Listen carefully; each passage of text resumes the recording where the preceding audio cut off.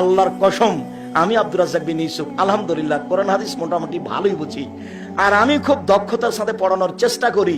একটা ক্লাসে যদি 500 ছাত্র থাকে, আমি যদি ক্লাসে ঢুকি, একটা ছেলে যদি আরেকটা ছেলের গায়ে এভাবে হাত দিয়ে চিমটি কাটে, আমি শিক্ষকতাই করব না। আমি যতক্ষণ ক্লাসে থাকি ততক্ষণ এটা কিয়ামতের মাঠ। এরপরেও আমি বলছি, আমি টুটা ফাটা যেটুকু কোরআন হাদিস বুঝি, তাতে মেয়ের বাপের 10টা টাকা খরচ হবে বিবাহের শুরু থেকে নিয়ে শেষ পর্যন্ত, এর কোনো প্রমাণ কোরআন হাদিসে নাই। এমনকি মনে হচ্ছে যে বরযাত্রী নিয়ে বিবাহ করতে গেছে, তো তোমার শ্বশুর লজ্জায় পড়ে 20টা বরযাত্রী আছে, 10টা ডুলি বিবি আছে, সবার জন্য খাবার রেডি করেছে, উচিত হবে বের হয়ে চলে আসার সময়তে, আব্বা আপনার তো কিছু খরচ হয়ে গেছে, 50,000 টাকা থাকলো আপনার কাছে। আমার এই কথা কি বুঝতে পেরেছেন? তার মানে খরচের কোনো পথঘাট মেয়ের বাপের বোঝা যায় না।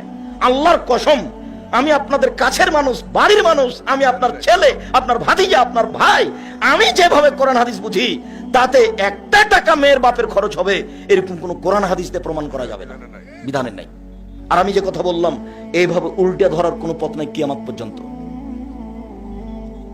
তো আল্লাহ নবী যে বললেন ফাতেমাকে, সালিনি মা শেতে, ফাতেমা তুমি যদি কিছু চাও তাহলে চাও, আমি তোমাকে দিব, বিচারের মাঠে আমি কোনো উপকার করতে পারবো না। এটা হলো বিবাহের অনেকদিন পরে। বিবাহের পরে সংসার দেখে মেয়ের বাপ জামাইকে বলতে পারে, আচ্ছা বাবা তোমার তো খুব সমস্যা, তুমি তো ভালো ব্যবসা বাণিজ্য করতে পারছো না, আমি না হয় তোমাকে 50,000 টাকা দিলাম, দেখো তো তুমি কিছু করতে পারো কিনা। সেটা ভিন্ন জিনিস। তুমি কোন সাহসে ফার্নিচার নিবা কেন? বলে আমার শ্বশুর খুশি হয়ে দিয়েছে। তোমার শ্বশুরকে ফকিরকে দিতে বলো তো ফার্নিচারটা, তোমার শ্বশুর ফকিরকে দিয়ে দে। বিশ্বাস করো, ভিক্ষা করা টাকা দিয়ে চাউল কিনে ভাত খেয়ে ইবাদত কবুল হবে। ভিক্ষা করা টাকা দিয়ে চাউল কিনে ভাত খেয়ে ইবাদত কবুল হবে। যৌতুকের টাকা দিয়ে চাউল কিনে ভাত খেয়ে ইবাদত কবুল হবে না।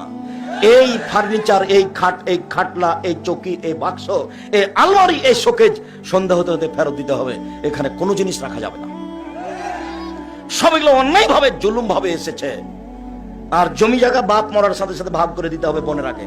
যদি যেটা চাপায় নেবো কোনো সমস্যা নেই, ওটা গায়ে বান্ধাই। যদি ভুলে বনে জমি জায়গা চাই বাপের, তাহলে তুই চলে যা বাড়ি থেকে, আর কোনোদিন আসবি না। এটা ভাই বলছে। বোনে কি বলেছে? বোনে বলেছে, ভাইয়া আব্বার মরা তো 10 বছর হয়ে গেল, তো আমাদের একটু জমি জায়গাগুলো দেও না, আমাদের কিছু একটু 2 শতক জমি দাও, নাহলে কিছু টাকা দাও। তখন বলছে মুখ খুলবি না, আর যদি কোনোদিন টাকা চাইস তাহলে এই বাড়িতে উঠতে পাবি না।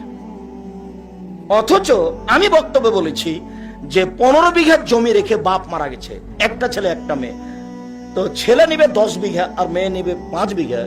সকালে ছেলে নিবে, বিকালে মেয়ে নিবে, এর প্রমাণ নেই। কিভাবে নিবে? একসাথে নিবে। 5 মিনিট পরে নিতে হবে, প্রমাণ করা যাবে না।